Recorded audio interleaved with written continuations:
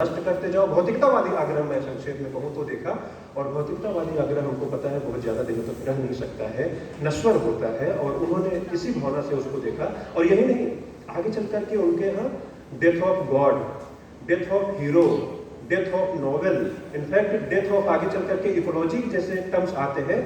सर्वत्र मृत्युवादी दर्शन, तो जो उनके यहाँ मृत्युवादी दर्शन साहित्य में आता है वह पारिस्थितिकी की इसी भौतिकतावादी आग्रह के कारण आता है। और हमारे भारतीय दर्शन में प्रारंभ में हम सुना करते थे, पूजा पाठ होता था तो शांति मंत्र हुआ करता था, ओम द्यो शांति अंतरिक्षम शांति आपा शांति और संध्या शांति।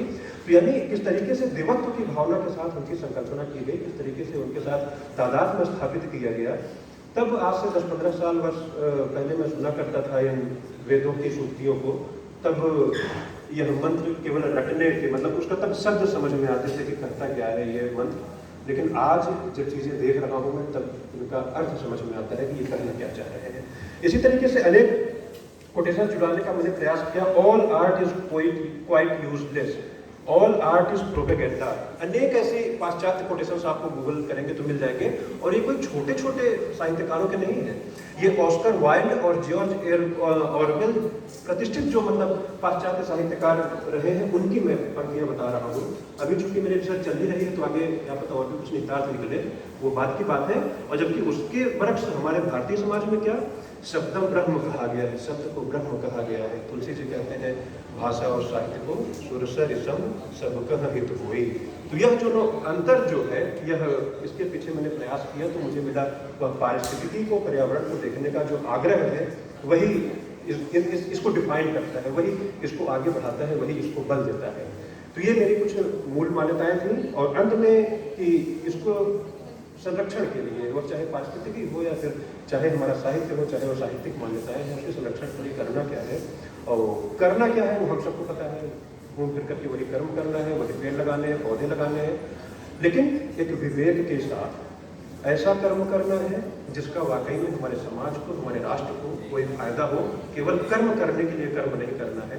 एक छोटी सी बात याद आती है, दो म्यूनिसिपल के कर्मचारी सड़क के किनारे पौधे, एक जना गड्ढा खोद रहा होता है, एक जना दूसरे के बाद उसको काट रहा होता है, वही भर रहा होता है। अगला वाला खोदता, दूसरा वाला भरता। पास जाते राहगीर ने पूछा कि भाई कर क्या रहे हो, एक जना खोदे जा रहे हो, एक जना भरे जा रहे हो। वह बहुत अच्छा उत्तर देता है, कर्म कहता है कि हम तो अपना कर्म कर रहे हैं। दरअसल रोज हम 3 लोग काम करते हैं, एक जना गड्ढा खोदता है, दूसरा बंदा उसमें पौधा रखता है और तीसरा उसको भरता है। आज दूसरा ससुराल गया हुआ है, उसकी छुट्टी है, तो अब उसके चलते हम अपना काम को नहीं रोक सकते ना, तो इसलिए एक बंदा खोद रहा है और दूसरा वो भरे जा रहा है। अब वो कर्म तो कर रहा है, लेकिन कर्म का वाकई में हमको नहीं रहा है, मतलब हमारा ही काम है। और ये मैं क्यों हंसने के लिए उसके नहीं कह रहा हूँ, ये वास्तविकता बता रहा हूँ। आजकल स्कूलों में क्या हो रहा है, वेस्ट टू वंडर, यानी जो वेस्ट है, जो हमारे अपशिष्ट है, उनसे अच्छी अच्छी चीजें बनाने की कोशिश की जाती है। ये तो अच्छा कॉन्सेप्ट होना चाहिए, लेकिन वास्तविकता क्या होती है कि जब टीचर ऑर्डर देता है कि कल कुछ वेस्ट से अच्छी चीजें बना करके लानी है, बच्चा घर पे आता है और पापा को बोलता है पापा पापा कुछ वेस्ट चाहिए, तो पापा उस घर का वेस्ट नहीं दिखाते हैं, मार्केट से जाते हैं, प्लास्टिक की बोतल खरीद के बकायदा लाते हैं और उसके बाद उसको वेस्ट बनाने का भ्रम पैदा करते हैं। फिर बच्चे को बोलते हैं कि बेटा ये वेस्ट हो गया, तो बच्चा उसमें थोड़े बहुत और वेस्ट मार्केट से ला करके उसको गढ़ता है और जा करके प्रोजेक्ट दे देता है, और उसको 100 में से 80-90 नंबर, 95 नंबर मिल जाते हैं और वो एक अच्छा नागरिक बन जाता है। तो कहने का मतलब हमारी जो भी सामाजिक विसंगतियाँ हैं, उसके पीछे हमारी यही मान्यताएँ हैं। और मैं समझता हूँ इसको हमको अपने कर्म तो कर रहे हैं, लेकिन उसका राष्ट्र और समाज की दृष्टि से वह कर्म करना आवश्यक होना चाहिए। अधिक कुछ न कहते हुए मैं बस इतना ही अपनी बातें करता हूँ।